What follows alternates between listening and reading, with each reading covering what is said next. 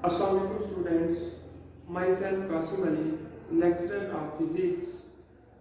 तो बेटा हमने जो अपना चैप्टर स्टार्ट किया हुआ था जिसके मतलब हम लेक्चर अटेंड कर रहे थे, लेक्चर बना रहे थे, वो था chapter number 19 second year physics का, जिसका नाम था डॉन ऑफ मॉडर्न फिजिक्स। ठीक है, तो डॉन ऑफ मॉडर्न फिजिक्स के मतलब हमने अपने 4-5 टॉपिक्स को स्टडी कर लिया हुआ है।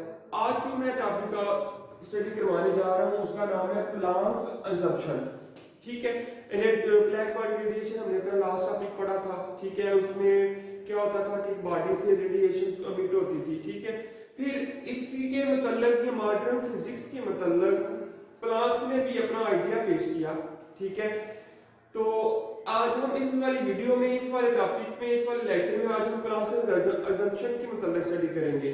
ठीक है, उससे ये स्टडी करने से पहले थोड़ा सा हमें इंट्रो थोड़ा सा लेना पड़ेगा। ये वाला कहते हैं electromagnetic wave theory of radiation can not explain energy distribution along the intensity wavelength curve। ठीक है बेटा, अगर आपको याद हो तो हमने अपने लास्ट वाले टॉपिक जो ब्लैक बॉडी रेडिएशन पढ़ा था उधर हमने एनर्जी कर्व्स को ड्राइव किया था। ठीक है, एनर्जी कर्व जो हमने उधर ड्रा की हुई थी। लेकिन अब कहते हैं कि जो इलेक्ट्रोमैग्नेटिक वेव थ्योरी है, ठीक है, इलेक्ट्रोमैग्नेटिक वेव थ्योरी है of radiation can not explain energy distribution along the intensity wavelength curve. कि जो इलेक्ट्रोमैग्नेटिक वेव थ्योरी है रेडिएशन को कर्व के ऊपर हम इनकी यहाँ पे आसान अल्फाज में हम ये कह सकते हैं कि हम इनकी कर्व्स को ड्रा नहीं कर सकते, कि ये जो कर्व्स हमने ड्रा की थी वो जो इलेक्ट्रोमैग्नेटिक वेव थ्योरी है इसको वो फेल कर देती है।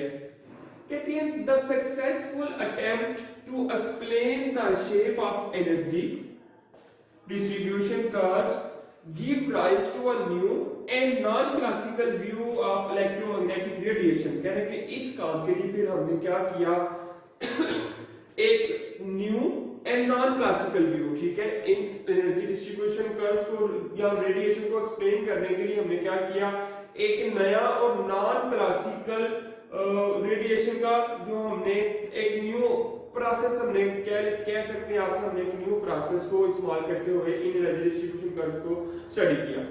ठीक हो गया बेटा। अगर थोड़ा सा मैं आपको बताता चलूं विद इन एग्जांपल कि सपोज हमारे पास अगर कोई बॉडी है, ठीक है, सपोज मेरे पास ये बॉडी है। ठीक है, बॉडी ने रेडिएशन जो एमिट करनी है, सपोज ये रेडिएशन इसने एमिट करनी है।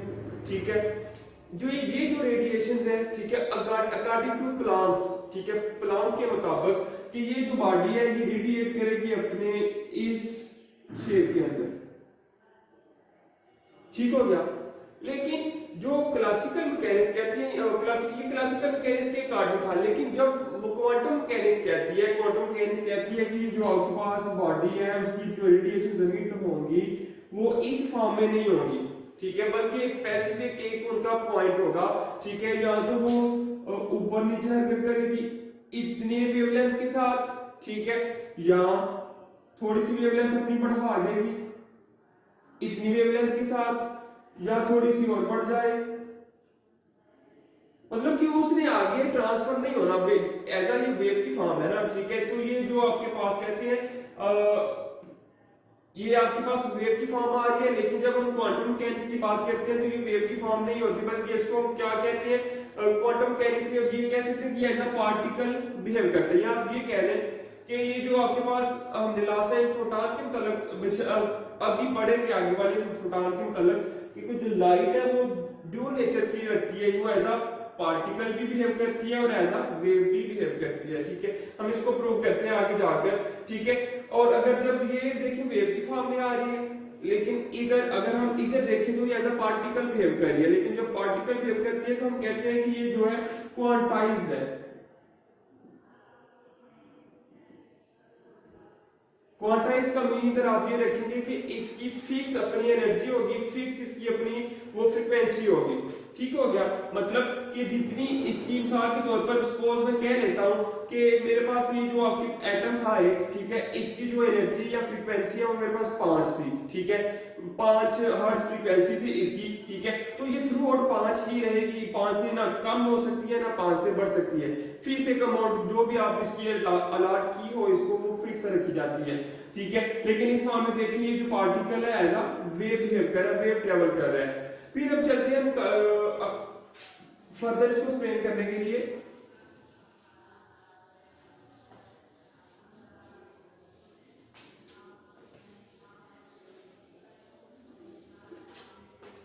कहती है इन 1900 जो प्लांट्स ने अपने ये अजम्पशन पेश किया या अपनी थ्योरी पेश की थी, उसने कब पेश की? 1900, ठीक है। जो प्लांट्स का पूरा नाम अगर आपने देखना हो तो पूरा नाम है उसका मैक्स प्लांक्स, ठीक होगा। मैक्स प्लांक्स इसका पूरा नाम था, ठीक है। इसने ये थ्योरी को सुजेक्ट किया। अगर इसने ये बताया हमें कि ये जो आपके पास लाइट होती है, लाइट वेव की फॉर्म में ट्रेवल नहीं करती, बल्कि किस फॉर्म में ट्रेवल करती है। सपोज मेरे पास ये एक लाइट है, लाइट का फोटॉन है, ठीक है। इसने बिहेव करना है, अगर ये हम क्लासिकल फिजिक्स में देखें तो ये कहते हैं कि ये ट्रेवल करेगा ऐसे वेव की फॉर्म में, ठीक है। इस फॉर्म में ट्रेवल करेगा फर्दर आगे। लेकिन जब हम प्लांक से मुताबिक चलते हैं तो प्लांक से हमें कहा कि ये जो एनर्जी का फोटॉन है ये अपनी वेव को कंटिन्यू नहीं करता, बल्कि क्या करता है, ये छोटे छोटे पैकेट्स की शक्ल में आगे ट्रेवल करता है, ठीक है। छोटे छोटे पैकेट्स की शक्ल में आगे ट्रेवल करता है। ये प्लांट्स ने हमें बताया कि अगर वेव, ये देखिए अगर होल कंसीडर करें तो ये वेव है, ये भी ऐसा वेव है। अगर हम इसको होल कंसीडर कर लें, सपोज हम ये सारे को इस तरह कंसीडर करें तो ये एज अ वेव भी हम इसको कंसीडर करेंगे। लेकिन अगर हम हकीकत में देखें तो ये देखिए छोटे छोटे पार्टिकल्स में जा रही है, ठीक है। छोटे छोटे पार्टिकल में जा रहे हैं तो मतलब कि जो वेव है या एनर्जी, जो रोशनी है, लाइट है, वो एज अ वेव भी एक्ट करती है, एज अ पार्टिकल भी एक्ट करती है। लेकिन प्लांक्स ने हमें ये बताया, इसने अपनी थ्योरी के मुताबिक हमें ये बताया कि जो लाइट है, इसका लाइट का फोटॉन जो होता है वो एज अ पार्टिकल ट्रेवल करता है, ठीक है। एज अ वेव नहीं बल्कि एज अ पार्टिकल ट्रेवल करता है, ठीक हो गया। फिर कहता है कि जो हर पार्टिकल है, जैसे मैंने पहले भी बताया कि एवरी पार्टिकल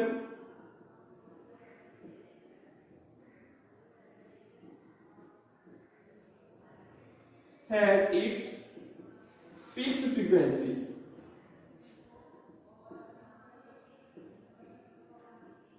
कि हर जो पार्टिकल है उसकी जो फ्रीक्वेंसी है फिक्स होती है, ठीक है। बुक पे आप लोग कह रहे हैं सिंगल फ्रीक्वेंसी होती है, तो सिंगल फ्रीक्वेंसी का मतलब बेटा यही होगा कि हर जो पार्टिकल है उसकी जो फ्रीक्वेंसी है वो फिक्स्ड है, ना तो वो कम हो सकती है ना तो वो ज्यादा हो सकती है, ठीक है। फिर कहते हैं कि इसने एनर्जी और फ्रीक्वेंसी के दरमियान रिलेशन के लिए एक इक्वेशन ड्रा की, ठीक है। जो इक्वेशन हमारे पास आती थी उसने बताया प्लांक्स ने कि जो एनर्जी होती है वो डायरेक्ट वेरी करती है विद द फ्रीक्वेंसी, ठीक है। जो एनर्जी है वो डायरेक्टली प्रोपोर्शनल होती है किसके? फ्रीक्वेंसी के, ठीक है। तो मतलब अगर एनर्जी ज्यादा है या फ्रीक्वेंसी ज्यादा है तो एनर्जी ज्यादा होगी, एनर्जी ज्यादा है तो फ्रीक्वेंसी भी ज्यादा होगा। अगर इन दोनों में से कोई एक चीज कम होगी, मसलन कि अगर एनर्जी कम है तो फ्रीक्वेंसी भी क्या होगी? कम होगी, क्योंकि इन दोनों को जो है वो डायरेक्ट रिलेशन है, ठीक है। अब आपको पता है हम पढ़ते आ रहे हैं स्टार्टिंग क्लासेस से कि ये जो हमारे पास प्रोपोर्शनल का साइन होता है इसको हम खत्म करने के लिए, खत्म करके इक्वल में ट्रांसफर करने के लिए कांस्टेंट यूज करते हैं। तो अब इधर आपके पास क्या आएगा? E इज इक्वल टू, इधर हम कांस्टेंट यूज कर रहे हैं H, और H is called Planck's constant,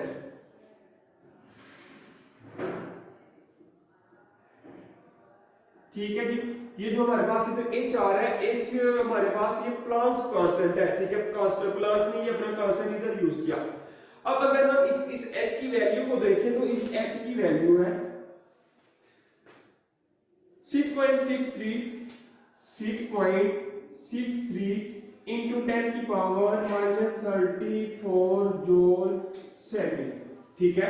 Planck's constant था, H रिप्रेजेंट कर रहा है प्लांक्स कांस्टेंट को, और प्लांक्स कांस्टेंट की जो वैल्यू आई थी, जो वैल्यू जो कि कांस्टेंट उसकी वैल्यू तो फिक्स ही रहती है, चेंज नहीं हो सकती, और उसकी जो वैल्यू आपको जुबानी भी याद रखनी पड़ेगी, क्योंकि जब हमने न्यूमेरिकल्स करने हैं उनके अंदर ये वैल्यूज यूज होगी, ठीक है बेटा। ये आपने जुबानी रिवाइज कर लेनी है, रिमेंबर कर लेनी है, जो कि है 6.63 into 10 की पावर -34 जूल सेकंड।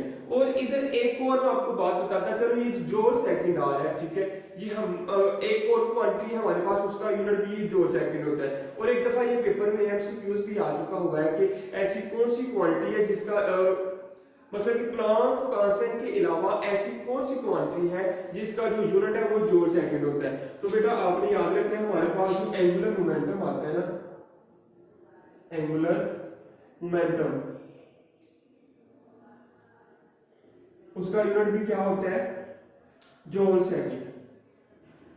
यानी प्लांक्स कांस्टेंट और जूल सेकंड दोनों का यूनिट सेम है। प्लांक कांस्टेंट, ठीक है, और एंगुलर मोमेंटम दोनों का यूनिट सेम है और वो यूनिट है जूल सेकंड। ये आपने याद रखना है, एक एमसीक्यू आ चुका हुआ है इसके मुताबिक। फिर कहते हैं कि ये जो आपने प्लांक से सारी थ्योरी पेश किया, अपनी अजम्पशन को पेश किया, तो इस पेशकश की बिना पर उसको 1918 के अंदर नोबेल प्राइज से नवाजा गया, ठीक है। इन 1918 plants received Nobel Prize।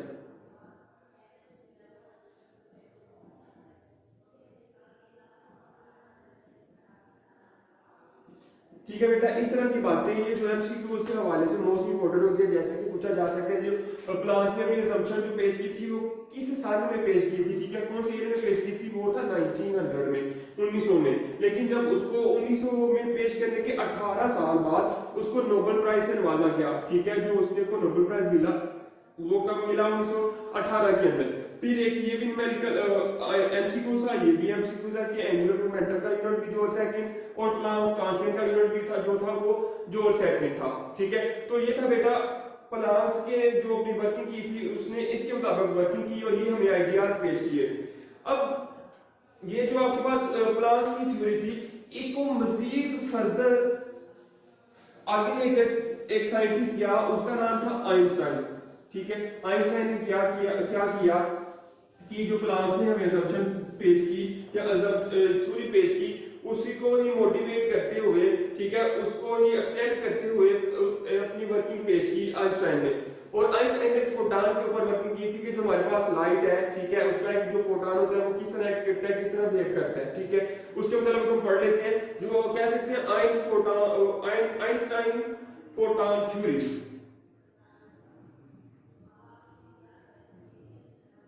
Einstein's photon theory. ये जो आपकी बुक में टॉपिक लिखा होगा, आपकी बुक में सिर्फ फोटॉन लिखा हुआ है, ठीक है, लेकिन फोटॉन के ऊपर जो वर्किंग की थी वो की थी आइंस्टाइन ने। और आपको पेपर में इस तरह से क्वेश्चन पूछा जा सकता है कि explain the Einstein photon theory. Short question के हवाले से भी आ सकता है, क्योंकि इतना लेंथी टॉपिक नहीं है, लॉन्ग के हवाले से भी पूछ सकते हैं। लेकिन आपने याद रखना है कि जो फोटॉन के मतलब वर्किंग हुई थी वो किसने की थी, आइंस्टाइन के अंदर, आइंस्टाइन ने।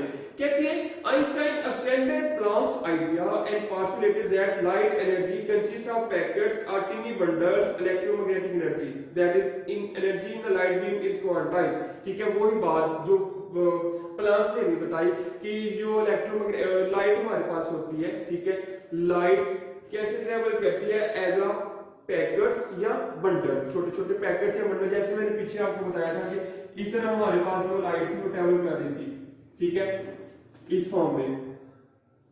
तो ये आपके पास पैकेट्स या बंडल्स ही बन जाते हैं छोटे छोटे, ठीक है। लेकिन हर पैकेट या हर बंडल की अलग से अपनी एनर्जी होगी, ठीक है, सेल्फ एनर्जी,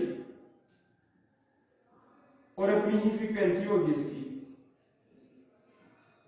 ठीक है। हर पार्टिकल, जितने भी पैकेट्स, जितने भी बंडल्स आपके पास आएंगे, छोटे छोटे टिनी पार्टिकल्स हो सकते हैं, ठीक है, सबकी अपनी ही एनर्जी होती है और अपनी ही फ्रीक्वेंसी होती है, ये चेंज नहीं होती, ठीक हो गया। फिर कहते हैं suggested that packets of tiny bundles energy are the integral part of electromagnetic radiation and that they could not be subdivided। और ये जो पार्टिकल्स होते हैं, ठीक है, सिंपल बताता चलो, सिंपल एक्सप्लेनेशन है कि ये जो पार्टिकल्स होते हैं ये इतने या फिक्स, इनकी जो अमाउंट है एनर्जी की वो भी फिक्स, जो फ्रीक्वेंसी है वो भी फिक्स, और ये जो पार्टिकल है आप इनको सब डिवाइड भी नहीं कर सकते, यानी कि जितनी इसकी वैल्यू है उतनी ही रहेगी, जितनी इसकी मिकदार इसका जो मैग्नीट्यूड है वो भी उतना ही रहेगा, ठीक है, कम आप नहीं कर सकते, ठीक है। आप इसको सब डिवाइड भी नहीं कर सकते, मतलब कि इसको ये छोटा पैकेट था आपके पास, आप इसको मजीद छोटा नहीं कर सकते, जितना ही पैकेट था उसने उतना ही रहना है, ना कम होगा ना ज्यादा होगा, ठीक है। फिर कहते हैं These indivisible tiny particle are called photon, और ये जो आपके पास पार्टिकल आ रहे थे छोटे छोटे टिनी पार्टिकल, ठीक है, पैकेट्स, बंडल्स, इसको फोटॉन ने किनका नाम दे दिया, आइंस्टाइन ने इनको किनका नाम दे दिया, फोटॉन्स का, ठीक है। आइंस्टाइन ने हमें बताया कि ये जो रोशनी थी या लाइट थी ट्रेवल कर रही थी एज अ पार्टिकल, तो उसके जो छोटे छोटे पार्टिकल या बंडल्स थे वो क्या चीजें थी, फोटॉन्स थे, ठीक है। आइंस्टाइन ने अपनी थ्योरी के मुताबिक इनको नाम दे दिया फोटॉन्स का। फिर कहते हैं the beam of light with wavelength lambda consisting of stream photon travelling at the speed C. फिर आइंस्टाइन ने अपनी एक इक्वेशन पेश की, ठीक है, ये बहुत मशहूर इक्वेशन है, ठीक है, जिसको आपने पहले देखा भी होगा, सुना भी होगा आपकी बुक्स में पहले से, E = mc², ठीक है, E = mc², ये आइंस्टाइन की बहुत मशहूर थ्योरी इक्वेशन है। एनर्जी और इधर आपके पास E एनर्जी है, m मास है, c स्पीड ऑफ लाइट है, ठीक है। एनर्जी और स्पीड ऑफ लाइट की ये इक्वेशन आप पेश की थी आइंस्टाइन ने, ठीक है। एनर्जी मास थ्योरी भी इसको नाम दिया गया था, वो भी आपने याद रखना, आइंस्टाइन्स एनर्जी मास इक्वेशन, ठीक है बेटा, ये आपने याद रखना है। आइंस्टाइन एनर्जी मास इक्वेशन जो क्या थी वो थी E = mc²। फिर अगर हमने इसकी कैलकुलेशन की तरफ चले, मैथमेटिकल फॉर्म की तरफ चले, आइंस्टाइन की फोटॉन थ्योरी को मैथमेटिकल फॉर्म में अगर हम एक्सप्लेन करना चाहें तो क्या था, पहली इक्वेशन से पेश की E = mc², आप इसको नाम दे इक्वेशन नंबर 1 का, ठीक है। फिर अभी हमने अपने लास्ट वाले टॉपिक प्लांक्स कंजप्शन में एक इक्वेशन लिखी थी जो कि आपके पास आ रही थी E = hf, आप इसको नाम दे इक्वेशन नंबर 2 का, ठीक है। एक आइंस्टाइन की इक्वेशन आ गई, एक किसकी आ गई, प्लांक्स इक्वेशन आ गई, ठीक है। आइंस्टाइन की इक्वेशन E = mc², इसको मैंने नाम दे दिया इक्वेशन नंबर 1 का। दूसरी E = hf जो कि प्लांक्स इक्वेशन, किसको मैंने नाम दे दिया 2 का। अब ये देखें दोनों एनर्जी की इक्वेशंस हैं, ठीक है। अगर हम ये दोनों को कंपेयर करें तो आपके पास क्या आएगा, mc² = hf, ठीक है। ये जो आपके पास mc² आ रहा है हम इसको ऐसे भी लिख सकते हैं mc.c = hf। चूंकि c का स्क्वायर था तो हमने क्या किया, c को अलग-अलग डिफरेंट से सेपरेट कर दिया, c × c। अब देखिए ये जो c से मल्टीप्लाई हो रहा है, अगर हम दूसरी तरफ लेकर जाएंगे तो आपके पास क्या आएगा, hf/c, ठीक हो गया। अब देखिए आपके पास ये जो फ्रीक्वेंसी है, फ्रीक्वेंसी अगर हम देखें तो फ्रीक्वेंसी का हमने पढ़ा था v, अगर वेलोसिटी का रिलेशन पढ़ा था v = f लैम्डा, ठीक है। v = f लैम्डा हमने एक रिलेशन पढ़ा था। अगर हम इधर से f की वैल्यू निकालना चाहें तो f की वैल्यू आपके पास क्या निकलेगी, v/लैम्डा, लेकिन v इधर क्या थी, वेलोसिटी थी, यानी कि स्पीड है, ठीक है। v हमारे पास क्या आ रही है, स्पीड आ रही है, लेकिन जब हम इस अपने केस में आए तो स्पीड हम स्पीड को किससे रिप्रेजेंट करें, c के साथ, तो इधर आपके पास क्या बन जाएगा, f = c/लैम्डा। क्योंकि v भी एक स्पीड थी और ये जो c आ रहा है हमारे पास ये भी एक स्पीड है, तो इन दोनों को हमने इंटरचेंज कर दिया, v की जगह क्या आ जाएगा, c। तो अब इस f की जगह आपने ये वाली वैल्यू पुट कर देनी है, ठीक है। ये वाली वैल्यू आपने इस इक्वेशन में पुट की तो आपके पास आएगा mc = hc/c लैम्डा। ये c के साथ क्या हो जाएगा, कैंसिल हो जाएगा। बाकी आपके पास ये जो mc आ रहा है, ठीक है। अगर बेटा हम मोमेंटम को देखें तो मोमेंटम हमने पढ़ा था कि जो प्रोडक्ट ऑफ मोमेंटम किसके बराबर होते हैं,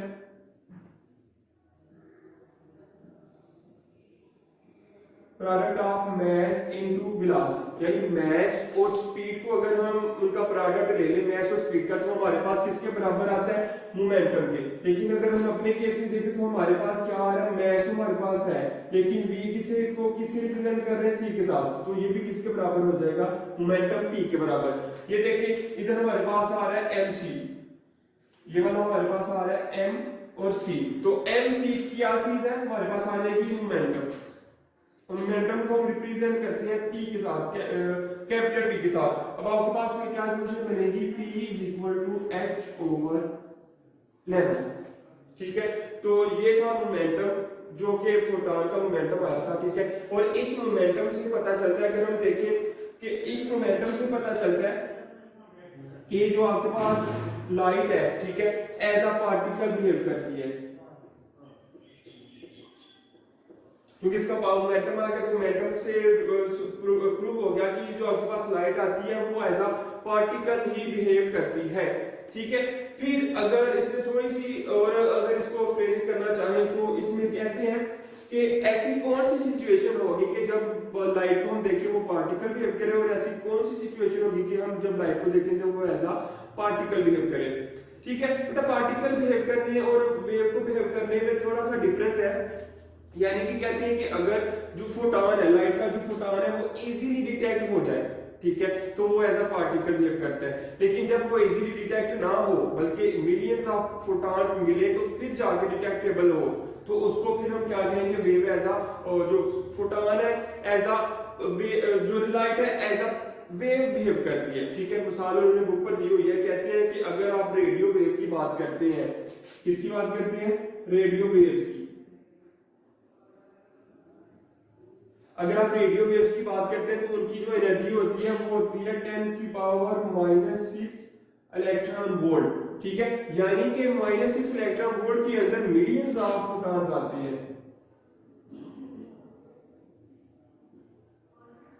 मिलियंस ऑफ फोटॉन्स, ठीक है। मिलियन ऑफ फोटॉन का मतलब यह है कि अगर आप इसको डिटेक्ट करना चाहते हैं रेडियो वेव को, तो आपके पास जो इसकी एनर्जी है या उसके पास जो फोटॉन्स होंगे वो मिलियंस की तादाद में होंगे। मिलियंस की तादाद में आपके पास फोटॉन मिलेंगे तो फिर रेडियो वेव्स क्या होंगी, डिटेक्ट होंगी। लेकिन इन द अदर हैंड अगर हम बात कर लेते हैं गैमा पार्टिकल्स की, ठीक है, गैमा रेज की, गैमा रेज की अगर हम बात करें तो गैमा रेज के एक पार्टिकल की जो एनर्जी होती है वो होती है 1 मेगा इलेक्ट्रॉन वोल्ट, ठीक है। तो इसमें कितने इलेक्ट्रॉन आ रहे हैं, पार्टिकल आ रहे हैं, ओनली 1, ठीक है। मतलब कि अब इसका एक पार्टिकल ले ले, इसके मिलियन पार्टिकल ले ले, ये इसके बराबर है, ठीक है। फिर भी कह सकते हैं कि उसके बराबर नहीं हो सकता, क्योंकि मिलियन पता नहीं, हमें एग्जैक्ट पता ही नहीं कि मिलियन कितने मिलियन होंगे, तो फिर जाकर हम रेडियो वेव को डिटेक्ट करेंगे। लेकिन जब हमने गैमा रेज को डिटेक्ट करना हो तो बिल्कुल इजीली डिटेक्ट हो जाती है, क्योंकि अगर इसके एक पार्टिकल की एनर्जी देखी तो वो भी 1 मेगा इलेक्ट्रॉन वोल्ट के बराबर आती है, ठीक है। तो ये इजीली डिटेक्टेबल है, ये इजीली डिटेक्टेबल नहीं है। तो जब इजीली डिटेक्टेबल ना हो तो वो ऐसा बिहेव करती है वेव, और जब इजीली डिटेक्टेबल हो तो वो बिहेव करती है एज अ पार्टिकल,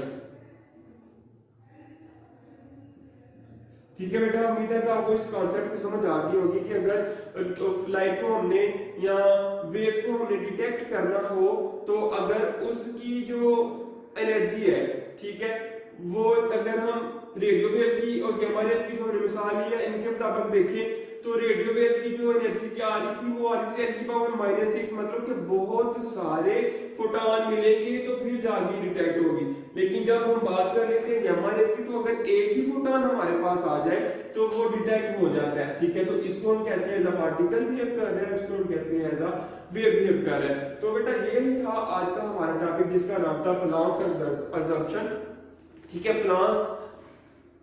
प्लांक्स ने जो अपनी कारकर्दगी पेश की उसके साथ साथ ही आइंस्टाइन ने उसको मजीद एक्सटेंड करते हुए ये सारा प्रोसेस हमें बता दिया कि वेव एज अ पार्टिकल भी बिहेव करती है, जो लाइट एज अ पार्टिकल भी बिहेव करती है और एज अ वेव भी बिहेव करती है, ठीक है।